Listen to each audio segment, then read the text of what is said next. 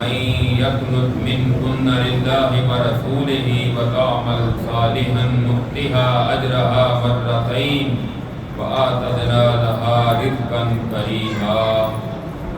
اور 22ویں پارے کے آغاز میں اللہ تعالیٰ نے نبی کریم صلی اللہ علیہ وسلم کی ازواج مطہرات کو مخاطب کر کے ارشاد فرمایا کہ جو تم میں سے اللہ اور اس کے رسول کی فرما برداری کرو گی اور نیک اعمال کرو گی تو تمہیں دوہرا اجر ملے گا۔ اس سے پہلے 21ویں پارے کے آخر میں کہا کہ اگر تم میں سے کوئی بے حیائی کا نافرمانی کا ارتکاب کرے گی تو اسے عذاب دوہرا ملے گا، اور یہاں فرمایا کہ جو کوئی فرما برداری کرے گی اور نیک اعمال کرے گی تو اس کے لیے اجر بھی دوہرا ہے۔ اے نبی کی بیویوں، تم عام عورتوں جیسی نہیں ہو، تمہارا مقام اور مرتبہ جو ہے وہ بہت زیادہ ہے، لہذا تمہیں کچھ چیزوں کا خاص خیال کرنا چاہیے تاکہ جس طرح نبی صلی اللہ علیہ وسلم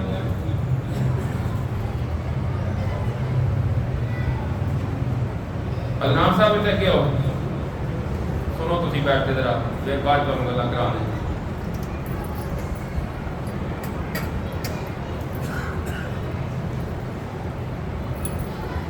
جس طرح نبی کریم صلی اللہ علیہ وسلم کائنات کے لیے اسوہ حسنہ ہے، نمونہ ہے، اسی طرح نبی کی بیویوں تم بھی عام عورتوں کے لیے نمونہ، لہذا تمہارا کردار اخلاق بہت اعلیٰ درجے کا ہونا چاہیے۔ ہاں، تم نے کسی کے ساتھ اس انداز میں بات نہیں کرنی کہ کسی کے دل میں اگر کوئی بیماری ہے نا تو وہ آپ کی نرمی سے یہ نہ سمجھ لے کہ یہ عورت بھی کوئی اس جیسی ہے، اور یہ نبی کی بیویوں کو مخاطب کر کے تمام عورتوں کو اس سے خطاب کیا گیا۔ اور پھر فرمایا اپنے گھروں میں قرار پکڑو، زمانہ جاہلیت کی عورتوں کی طرح بناؤ سنگار کر کے باہر نہ جاؤ۔ زمانہ جاہلیت میں عورتیں میک اپ کر کے اور زیب و زینت کر کے اپنے گھروں سے باہر نکلا کرتی تھی۔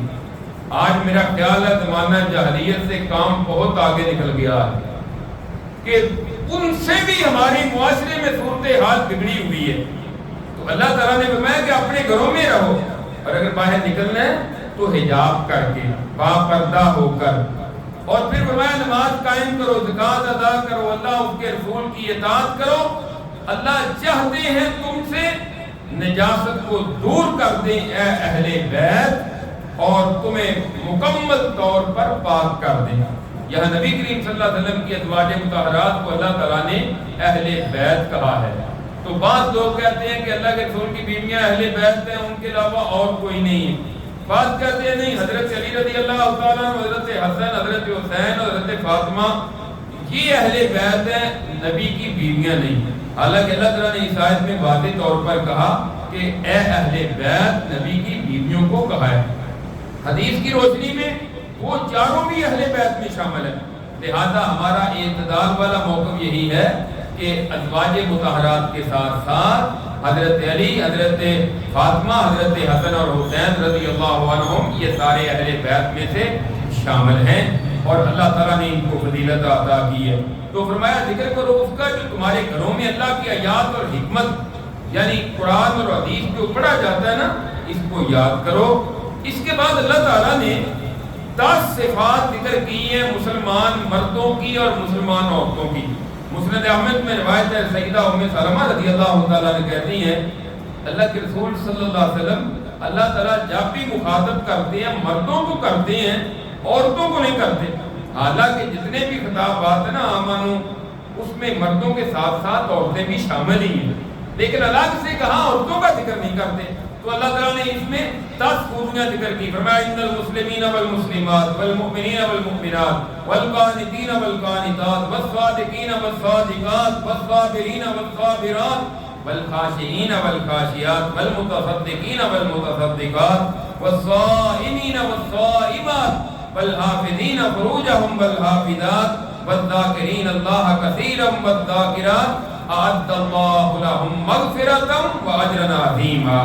مسلمان مرد، مسلمان عورتیں، ایمان والے مرد، ایمان والی عورتیں، فرما بردار مرد، فرما بردار عورتیں، سچ بولنے والے مرد، سچ بولنے والی عورتیں، صبر کرنے والے مرد، صبر کرنے والی عورتیں، اور خشوع و خضوع کرنے والے مرد، خشوع و خضوع کرنے والی عورتیں، صدقہ خیرات کرنے والے مرد، صدقہ خیرات کرنے والی عورتیں، روزے رکھنے والے مرد، روزے رکھنے والی عورتیں، اور اپنے وجود کی شرمگاہ کی حفاظت کرنے والے مرد اور اپنے وجود کی حفاظت کرنے والی عورتیں، اور اللہ کو کثرت سے یاد کرنے والے مرد اور کثرت سے یاد کرنے والی عورتیں۔ 10 خوبیاں اللہ نے ذکر کی، اور پھر فرمایا اللہ نے ان کے لیے مغفرت بھی تیار کی ہے اور بہت بڑا اجر بھی تیار کر رکھا ہے۔ اس سے معلوم یہ ہوتا ہے کہ اسلام اس چیز میں فرق نہیں رکھتا کہ نیک عمال کرنے والا کون ہے، وہ مرد ہو یا عورت ہو۔ یہ جہالت کی باتیں ہیں، اور اسلام سے عدم واقفیت کی وجہ ہے کہ وہ کہتے ہیں دیکھیں جی اسلام عورت کو کوئی مقام و مرتبہ ہی نہیں دیتا۔ تو ایسی بات نہیں ہے، مرد ہو یا عورت جو بھی نیک عمل کرے گا اللہ تعالیٰ اس کو اس کا بدلہ بھی دیتے ہیں، اور اللہ نے اس کے لیے بہت بڑا اجر بھی تیار کر رکھا ہے۔ اس کے بعد فرمایا کہ کسی مومن مرد اور کسی مومن عورت کے پاس اس بات کا اختیار نہیں ہے جب اللہ اور اس کا رسول کسی بات کا ان کے لیے فیصلہ کر دیں اس کے بعد پھر وہ اپنی مرضی کر سکے، ایسا نہیں ہو سکتا۔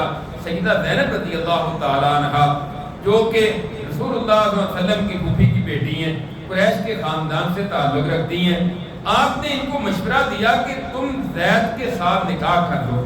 زید کون ہے؟ رضی اللہ تعالیٰ عنہ، جو کہ ایک گو کے عرب تھے، زمانہ ابتدائی عمر میں بچپن میں وہ گم ہو گئے، فروخت ہوتے ہوتے حتیٰ کہ سیدہ خدیجہ رضی اللہ تعالیٰ عنہا نے ان کو غلام کے طور پر خرید لیا، رسول اللہ صلی اللہ علیہ وسلم کے لیے ہبہ کر دیا۔ آپ نے ان کو اپنا منہ بولا بیٹا بنا لیا، تو آپ نے فرمایا زینب نکاح کر لو۔ زینب کے ذہن میں یہ بات تھی یہ ایک آزاد کردہ غلام، اور کہاں میں اعلیٰ خاندان کی، اللہ نے قرآن کے آیت نازل کر دی جب اللہ اس کا رسول فیصلہ کر دے اس کے بعد تمہارے پاس اختیار نہیں۔ نکاح ہو گیا حضرت زینب کے ساتھ۔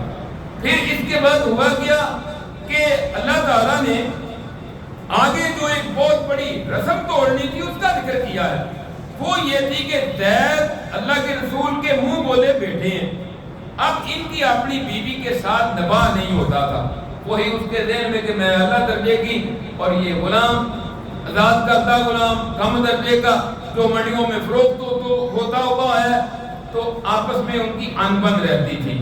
تو آپ نے کہا کہ ٹھیک ہے تمہاری مرضی، آپ سمجھاتے تھے زید کو اور ان کو کہ تم آپس میں نباہ کرو، لیکن حضرت زید رضی اللہ تعالیٰ عنہ نے طلاق دے دی۔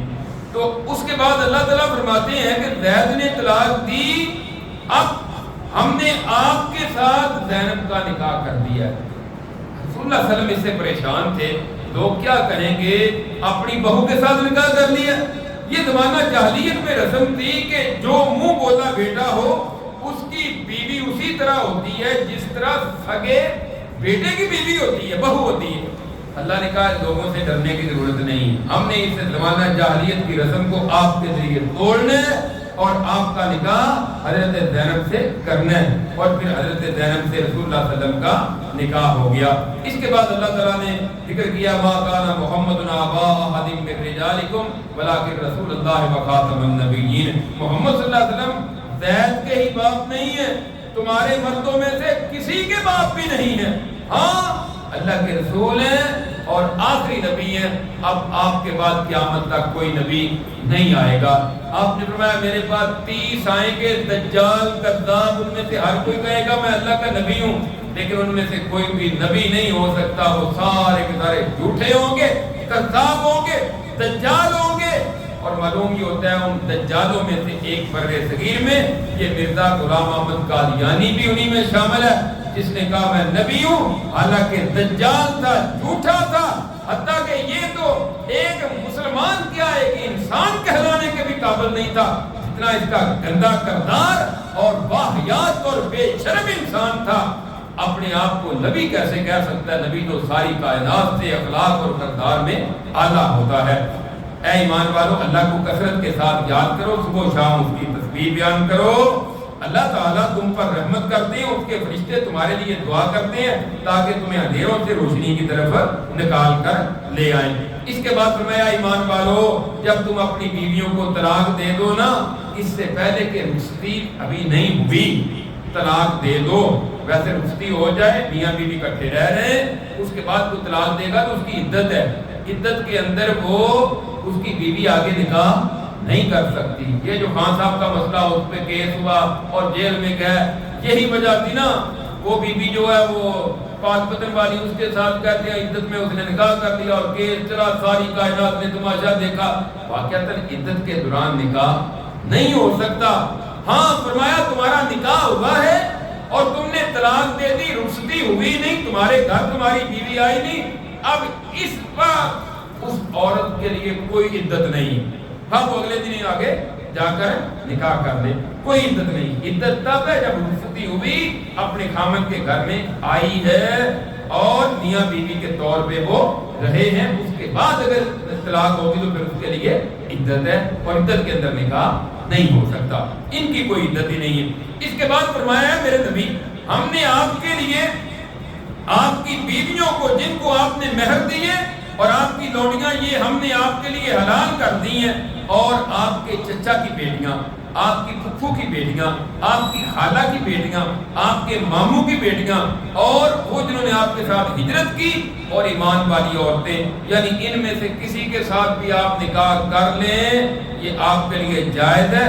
اور وہ عورت جو آ کر آپ کو کہہ دے کہ میں اپنے آپ کو آپ کے لیے ہبہ کرتی ہوں، آپ اس کو مہر نہیں بھی دیں گے تو اللہ کے رسول اس کو اپنے نکاح میں لے سکتے ہیں، یہ مومنوں کے لیے اس کی اجازت نہیں ہے۔ یعنی اللہ تعالیٰ نے کچھ چیزیں اپنے نبی کو خاص عطا کی ہیں دوسرے مومنوں کے علاوہ، ان میں سے یہ بھی ہے کہ اللہ کے رسول جتنی مرضی عورتوں کے ساتھ نکاح کر لیں، عام بندہ جو ہے وہ 4 سے زیادہ نکاح نہیں کر سکتا، اس کے لیے جائز نہیں ہے۔ یعنی کئی خوبیاں اللہ تعالیٰ نے آپ کو دی، ان میں سے یہ بھی آپ کے لیے خصوصی رعایت تھی کہ جس کو آپ مرضی اپنے نکاح میں رکھ لیں۔ اس کے بعد فرمایا کہ آپ کی مرضی ہے، ان میں سے جس کی آپ باری مقرر کریں، جس کی نہ کریں۔ ویسے آپ نے باریاں مقرر کی ہوئی تھی، آپ نے اس رعایت سے فائدہ نہیں اٹھایا، آپ نے ہر ایک کی بیویوں کی باری مقرر کی، لیکن اللہ نے کہا آپ کے لیے اجازت ہے، رعایت ہے، آپ باری مقرر کریں یا نہ کریں۔ اور کسی کو اگر اپنے سے علیحدہ کر بھی دیں، پھر بھی اس کے ساتھ آپ رہنا شروع کر دیں، یہ بھی آپ کے لیے جائز ہے۔ آپ کو اللہ تعالیٰ نے آسانی دی ہے، صرف آپ کی ایک بیوی تھی حضرت سودا رضی اللہ تعالیٰ نے، جو بوڑھی ہو گئی تھی، انہوں نے خود ہی کہا تھا اللہ کے رسول میں اپنی باری جو ہے یہ عائشہ کو دیتی ہوں۔ نبی کریم صلی اللہ علیہ وسلم نے اس آفر سے فائدہ خود نہیں اٹھایا اور آپ نے اس کے لیے اس رخصت سے فائدہ نہیں اٹھایا۔ اس کے بعد اللہ تعالیٰ نے فرمایا کہ اس کے بعد آپ کے لیے اور بیویوں سے ان کو چھوڑ کر نکاح کرنا درست نہیں ہے۔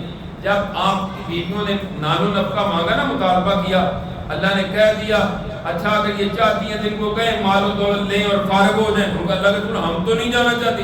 اللہ نے فرمایا نہیں نبی، اب ان کا جو اعلیٰ کردار ہے نا، آپ کو چھوڑنے کے لیے تیار نہیں، اب آپ نے بھی ان کو نہیں چھوڑنا، آپ بھی اب ان کو اپنے پاس رکھیں۔ اس کے بعد ایک اور مسئلہ ہے، اے مومنو ایمان والو، نبی کے گھر میں داخل نہ ہوا کرو مگر جب تمہیں اجازت دی جائے، کھانے کے لیے بلایا جائے۔ حضرت زینب سے آپ کا نکاح ہوا، آپ نے ولیمہ کیا، صحابہ کرام کو دعوت دی، آئے، کھانا کھایا، بیٹھے رہے، کچھ چلے گئے، کچھ بیٹھے گپ شپ لگا رہے۔ رسول اللہ علیہ وسلم کبھی کمرے میں جاتے ہیں، کبھی باہر آتے ہیں، بار بار بے تاب مہمان آیا، کیا کریں ان کو گھر سے جائیں، میں بھی اپنے کو معاملات مصروفیات، کچھ مہمان آتے ہیں نا وہ دھرنا دے کے بیٹھ جاتے ہیں، ان کو پھر گھر سے نکالنا پڑتا ہے، ایسا بعض اوقات ہوتا ہے۔ تو اللہ نے یہ تعلیم دی ہے ایسا نہ کرو کہ جب تمہیں بلایا جائے، یہ نہیں کہ کھانے کی دعوت تمہیں ہے مغرب کی اور تم صبح 9 بجے جا کے ان کے گھر جا کے بیٹھ جاؤ۔ فرمایا نہیں، جس وقت کا بلایا گیا اسی وقت جاؤ اور کھانا کھاؤ، اپنے گھر کو جاؤ۔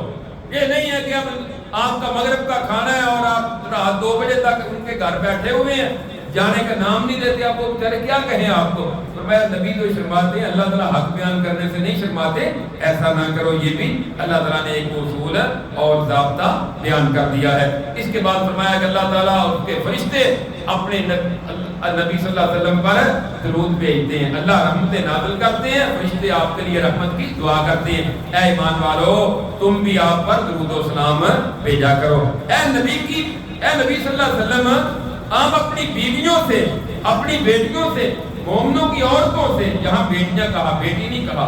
बाद लोग कहते हैं अल्लाह के रसूल की सिर्फ एक बेटी सैयदा फातिमा है। कुरान ने कहा है कि अपनी बीवियों, अपनी बेटियों, जमा का लफ्ज़ इस्तेमाल किया। और मोमिनों की औरतों से कह दो कि अपनी चादरों को अपने ऊपर से अपनी छातियों पर लटका लिया करो। ये पर्दा का जो हुक्म है ना, ये तुम्हारे लिए बेहतर है, इससे पहचान ली जाएगी और तुम्हें अदियत नहीं दी जाएगी। यानी बापर्दा बुरके में औरत जा रही, पता है कि ये कोई वाहियात किस्म की औरत नहीं है, ये शरीफ खानदान की है, ये पहचान हो जाएगी तुम्हारी, बापर्दा होकर जाओगी, कोई शरारत नहीं करेगा। ऐसे ही है, आज भी आप देख रहे हैं कि एक औरत बापर्दा होकर जाती है, शायद 5% कोई शरारती हो जो शरारत कर सके। और अगर कोई मेकअप करके पर्दा घर में संभाल के और दुपट्टा रख के और मेकअप करके बाजार में जा रही हो, नीम पहना, लिबास पहनकर, तो 95% होंगे जो छेड़छाड़ करेंगे। ये अल्लाह ताला का हुक्म है कि फरमाया इस बात का ख्याल करो। इसके बाद अल्लाह ताला फरमाते हैं, ये आपसे पूछिए क़यामत कब आएगी। इनको कह दो क़यामत का इल्म अल्लाह के पास है, लेकिन हो सकता है बिल्कुल करीब ही हो, तैयारी करो, इस बात की ना फिक्र करो।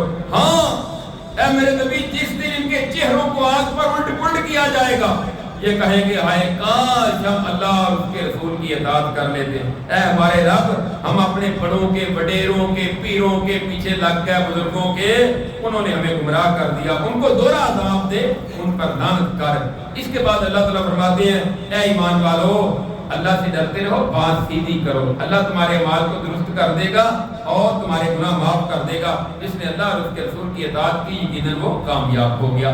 इसके बाद सूरह सबा है। सबा जो है, ये आजकल जिस इलाके को यमन कहते हैं ना, ये सबा का इलाका था उस दौर में। ये असल में एक कबीले का नाम था, उसी की बिना पर उस इलाके का मुल्क का नाम भी सबा था और आजकल उसको यमन कहते हैं। ये बड़ा सरखेज सख्त इलाका था, बड़े बागात थे यहाँ। अल्लाह ताला ने उन लोगों का यहाँ इस सूरत में जिक्र किया, आगे आ रहा है। तो फरमाया तमाम तरीके अल्लाह के लिए, जो कुछ आसमानों में, जो जमीन में है, वो सब के सब अल्लाह की मलकियत है, उसी के लिए हमद है आखिरत में भी।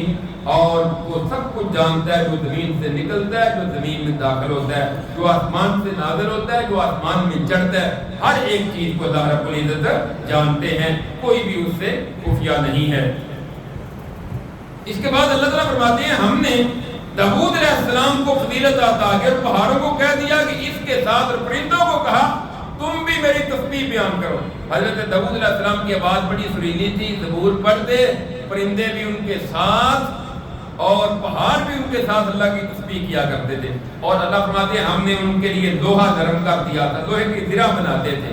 सिरा जो लिबास पहना जाता था ना मैदान जंग में दुश्मन की बात से बचने के लिए, अपने हाथ से उनको बना लेते। अल्लाह ने लोहा इनके लिए नरम कर दिया था। और फरमाया फिर हमने कहा था इसको पूरे अंदाजे के मुताबिक उसके जो जोड़ है, कुंडे हैं, ताकि वो टूटे भी ना और इंसान पहन भी सके और उसके अंदर हरकत भी कर सके, ये तैयार करो तुम और फिर नेक अमाल करो।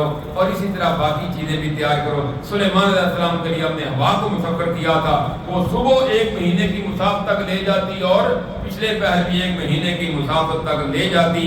और उनके लिए हमने तांबे को नरम कर दिया था, तांबे के चश्मे उनके लिए बहा दिए थे सुलेमान अलैहिस्सलाम के लिए। वो उनसे काम लेते और देगे बनाते और कई तरह के बर्तन उनसे बना लेते जो काम आते, जिसमें उनके लश्कर खाना खाते।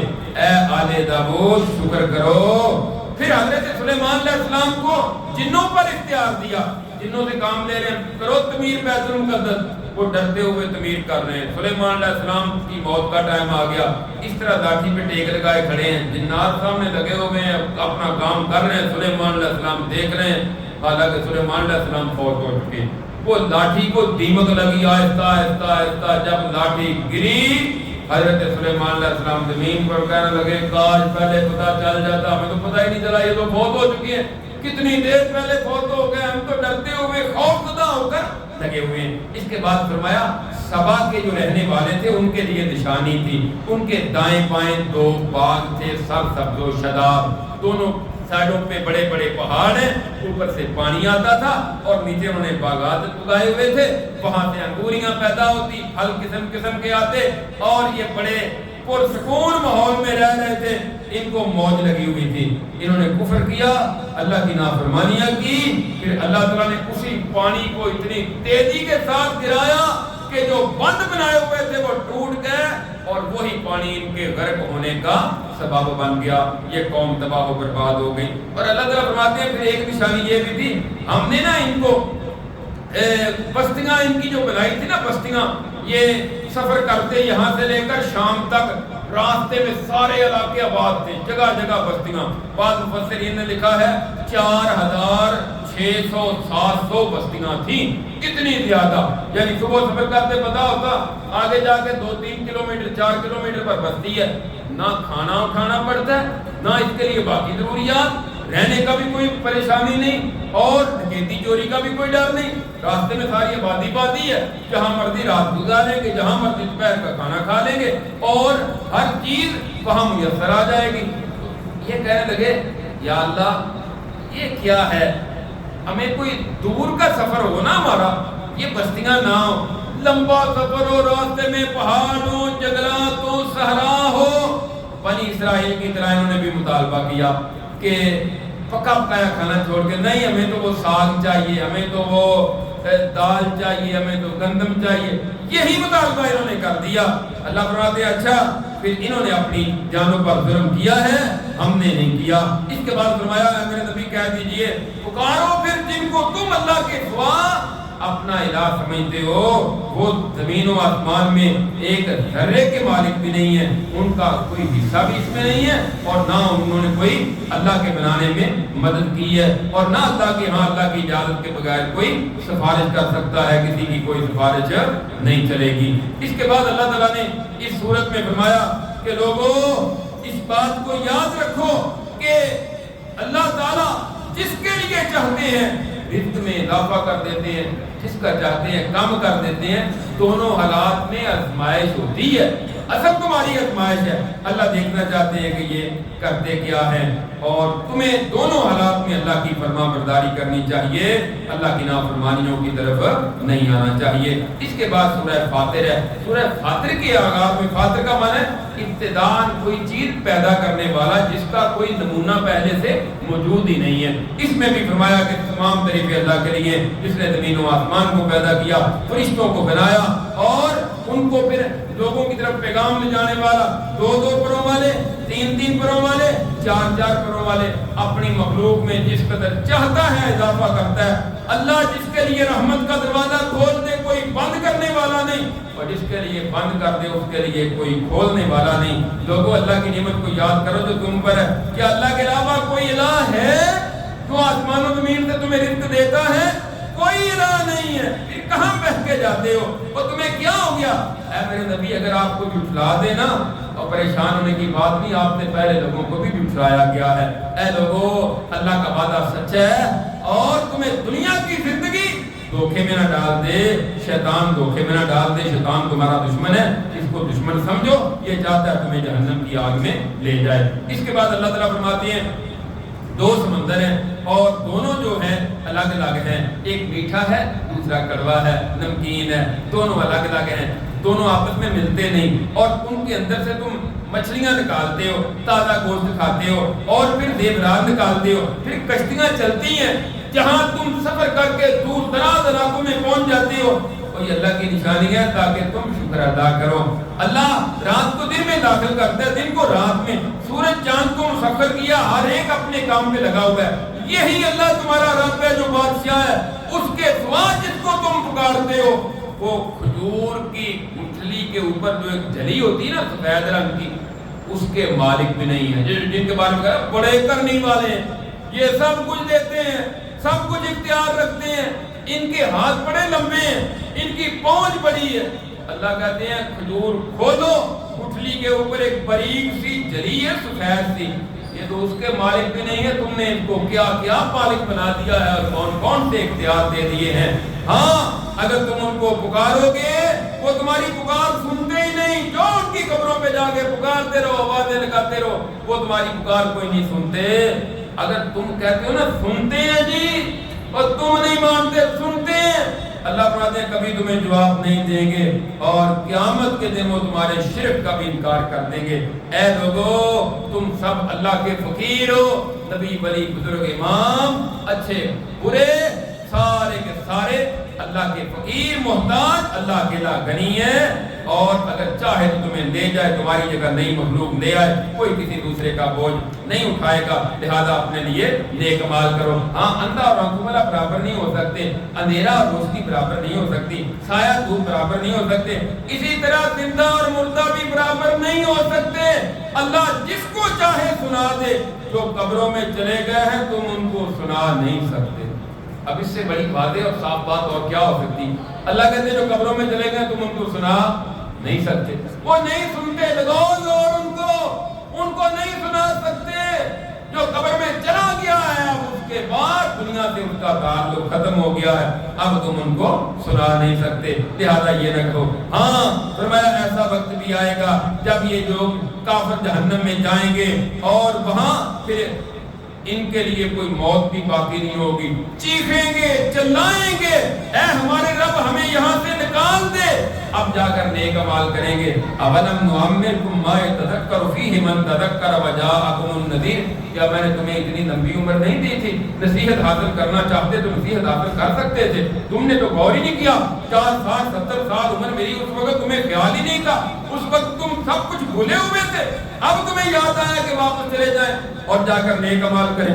اس کے بعد اللہ تعالیٰ فرماتے ہیں اگر اللہ تعالیٰ لوگوں کو پکڑے نا کہ انہوں نے گناہ کیے ہیں، اس کائنات میں زمین پر کوئی جاندار تمہیں نظر ہی نہ آئے، اگر اللہ ہر گناہ پر پکڑ لیں، یہ اللہ کی مہربانی ہے، بندے گناہ کرتے ہیں اللہ نرمی کر رہے ہیں، رحمت دی ہوئی ہے، اور تمہیں اللہ سمجھاتے ہیں بعد آ جاؤ، پکڑتے نہیں ہیں، ہر گناہ پر پکڑے تو کوئی بندہ زمین پہ زندہ نہیں ہوگا، سارے پکڑ لیے جائیں۔ اس پارے کے آخر میں سورہ یاسین کا کچھ حصہ ہے جس میں اللہ تعالیٰ فرماتے ہیں یاسین والقرآن الحکیم، حکمت والے قرآن کی قسم، انک لمن المرسلین، اے میرے نبی آپ رسولوں میں سے ہیں، سیدھے راستے پر ہیں۔ رحمان رحیم نے جو بڑا غالب ہے اس کی طرف سے آپ پر کتاب نازل کی تاکہ آپ اس قوم کو ڈرائیں جن کے ما انذر آباؤہم فہم غافلون، جن کے اباء و اجداد کو یہاں کوئی نبی نہیں ڈرانے والا آیا، کوئی سمجھانے والا نہیں آیا۔ اس کے بعد اللہ تعالیٰ نے واقعہ ذکر کیا ہے، فرمایا کہ ایک بستی کی مثال ان کے لیے ذکر کریں جس میں اللہ تعالیٰ نے 2 رسول بھیجے، 2 نبی آئے ایک بستی میں، انہوں نے آ کر ان کو دعوت دی، انہوں نے نبیوں کو جھٹلا دیا۔ اللہ فرماتے ہیں ہم نے ایک تیسرا نبی اس بستی میں بھیج دیا، تینوں نے آ کر ان کو دعوت دی، یہ کہنے لگے تم تو ہمارے جیسے انسان ہو، تم پر کوئی کلام اللہ کا نازل نہیں ہوا، نہیں نبی۔